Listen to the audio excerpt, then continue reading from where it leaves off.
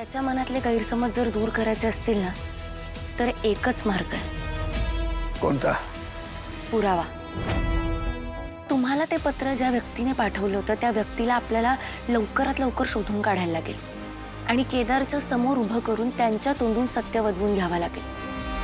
हा, पण बाबा फक्त ही गोष्ट घरात इतर कोणाला कळता कामा नये.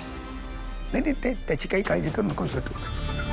फक्त त्या व्यक्तीचा शोध घेणं जरा कठीण आहे. या सगळ्यासाठी जेवढा वेळ लागेल तेवढा वेळ आता माझ्याकडे नाही आहे. एक एक दिवस जसजसा पुढे जातोय तसतसं माझ्या मनातली भीती वाढत चालली आहे का. केदारच्या तोंडून मला बाबा बाबा, तुम्ही ती डायरी दिली होतीत ना मला, त्याच्यात काही माणसांचे नंबर होते, त्याबद्दल थोडी माहिती मिळाली आहे. काय माहिती मिळाली? आत्ता तरी एवढंच कळलंय की तुमचं घर जिथे होतं तिथे आता कुठली तरी मोठी बिल्डिंग उभी राहिली आहे. पण मग जी मंडळी, जी माणसं आधी राहत होती तिथे, ती अजूनही तिथेच राहत आहेत का? एवढं तर नाही कळलंय, पण लवकरच कळेल. आणि मला एकदा कळलं ना की मी सगळं तुम्हाला सांगेन. फक्त तुम्ही आशा सोडू नका. नाही ग, आशा नाही सोडत मी. कदाचित तुझं ऐकून त्या आधीच तो मला माफ करेल. पण तू तू तू त्याच्याशी बोलत राहा. हो, त्याची समजूत काढत राहा. हो. हां, सावकाश. नाही, मी जातो. हो.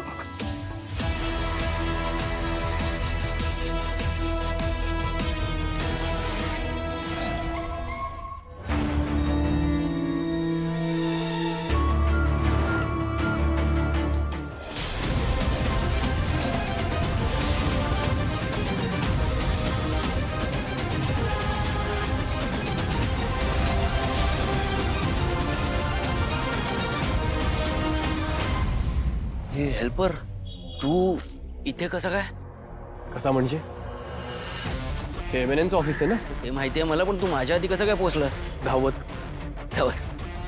तू मला वेडा समजतोस काय रे? अरे नाही, काय झालं, मी निघणारच होतो पण माझ्या बाईकची ना वायर कापली कोणीतरी. आणि नंतर लक्षात आलं की हा ना खांडेकरांच्या घरातला उंदीर येतो. एकदा फक्त हाती लागू दे रे. ए, काय काय काय? नाही, उंदीर एकदा हाती लागू दे, त्याला असं पकडणार आणि ही सटासट 4 कानाखाली देणार आणि मग त्याला ना पिंजऱ्यात टाकणार आणि असा एक मोठा दगड घेऊन ना त्याला असं ठेचून टाकणार. म्हणजे पुन्हा असं कधी करणार नाही तो. जाऊ दे ना, एवढं काय, उंदीर आहे तो. हा, उंदीर आहे. हा, तू का घाबरतोय? मी मी मी कुठे घाबरलो? मी ओके. हे तुझ्यासाठी आणलंय. अरे ऑफिसचा पहिला दिवस आहे. हं, छान काम कर. ठीक आहे.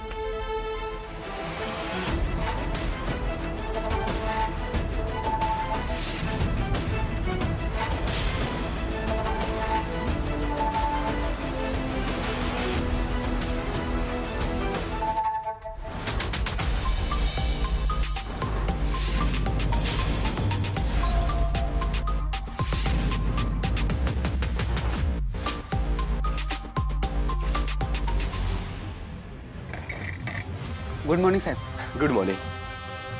सर, तुम्ही केदार खांडेकर साहेब ना? हो. हो सर, तुम्हाला मग सहीची काय गरज आहे? हो, हे ऑफिस तुमचंच आहे. नाही नाही, नियम सगळ्यांसाठी सारखेच आहेत. मी इथे करू? हां. थँक्यू. साहेब, हां. तुमची मुलाखत लय भारी झाली बघा. अहो, तो जामखंडे मंत्री आहे की नाही, तो आमच्या वाड्यातनच निवडून आलाय. तुम्ही ना त्याची बरोबर जिरवलीत बघा. असं वाटत होतं आमच्यातलंच कोणीतरी बोलतंय. अहो, मी तुमच्यातलाच एक आहे. फक्त मी इंटरव्ह्यू मध्ये जे काही बोललोय ना त्याचा थोडा विचार करा. आपण कोणाला निवडून आणतोय हे आपल्या हातात आहे. साहेब, तुमच्यामुळे डोळं उघडलं बघा आमचं. आज सकाळीच मी माझ्या बायकोला सांगत होतो, हे मुलाखत घेणारे सर आहेत ना, त्यांच्याच ऑफिसात मी चाललोय कामाला.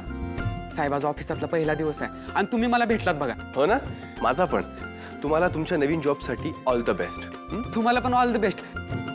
तुम्हाला तशी याची काही गरज नाही म्हणा, तुम्ही तर लय बेस्ट आहे बघा. पण तरी पण all the best. All the best. Thank you. Thank you. Good morning sir. Good morning. मॅमने सांगितलेलं. Please welcome Kedar sir. Thank you. ठीक आहे sir. Thank good you. Morning Kedar. Good morning. Welcome. Thank you. Thank you Riya. आज पहिला दिवस आहे ना? येस. ये. तुझा डेस्क हा आहे. मला डेस्क आहे. हो, मग स्टूलवर असणारच. थँक्यू. बरं, सगळ्या डिपार्टमेंटच्या हेल्पलाईन नंबर आहेत ना, ते इकडेच आहेत. ओके. समृद्धी सगळं सांगेल तुला. Samruddhi. Good morning Kedar. Good morning. कालचा इंटरव्ह्यू खूप छान घेतलास तू. कॉंग्रॅच्युलेशन. थँक्यू. पण तुम्ही बॅकएंडला होता म्हणून मी ते करू शकलोय. Thank you so much. Hello commander, तुम्हाला मी जी डायरी दिली होती त्यातल्या त्या लँडलाईन नंबरबद्दल काही अपडेट? बॉस अहो खूप जुने नंबर येत होते आणि आता लँडलाईन जाऊन पण खूप वर्ष झालीत.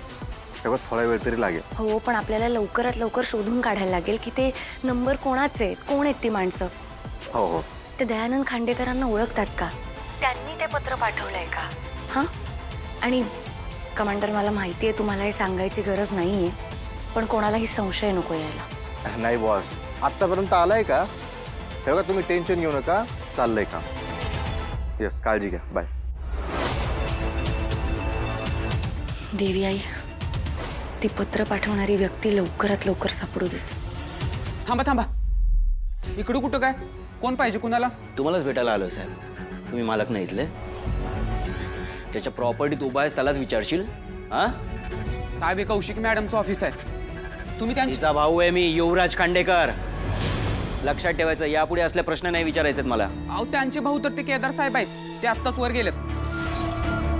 तुला किती भाऊ आहेत रे? प्रत्येकाला फक्त एकच भाऊ असतो का जगात? असा नियम आहे? असेल की. मला तुमचा आधी ID कार्ड दाखवा. हे माझा दिवस ना आधीच वाईट सुरू आहे, आता पासून वाईट करू नकोस. ओ थांबा साहेब, आम्हाला सांगितलंय आज सोडताना आधी वरून फोन आला पाहिजे, नाही तर एंट्री तर झाली पाहिजे. मला तुमचा आधी ID कार्ड दाखवा. जॉबला आलास तेव्हा डोकं घरी विसरून आलास काय रे? माझ्याकडे ID मागशील युवराज खांडेकरकडे? तुझा युनिफॉर्म आत्ताच्या आत्ता उतरवेन आणि खरी बसवेन काय आमचं तुला. ओ साहेब थांबा, ID कार्ड दाखवा मला आधी. सर. नाही नाही, थांब थांब थांब. तुला ID कार्ड बघायचं ना? चल तुला ID दाखवतो. ये चल. अहो, सर, थांबा. चल ID दाखवतो. सर, सोडा ना. ये. चल ना. ID कार्ड कशाला? तुला माझी आयडेंटिटीज दाखवतो. युवराज. ऐकलंस? युवराज. जरा सांग रे याला मी कोण आहे ते. कोणाचा भाऊ आहे सांग? कौशिकी खांडेकरचा भाऊ आहेस तू. कौशिकी खांडेकरचा भाऊ. तुला कळलं आता? तर मला माफ करा, मला खरंच माहित नव्हतं. अरे नाही, तुला कसं माहित असणार? माझ्याकडे ID नाही ना. इथे बघ ना जरा, सगळ्यांनी कसं ओळखलं मला. सांगा रे मी कोण आहे? युवराज खांडेकर. युवराज खांडेकर. कळलं? आज तुला तुझं काम शिकवतो मी. कौशिकी मॅडमांनी सांगितलं होतं मला. हो का? ए ताईला बोलव जा. त्या इम्पॉर्टंट मीटिंगमध्ये. अरे माहिती काय मस्करी चालली आहे का? मी बोलवलंय सांग.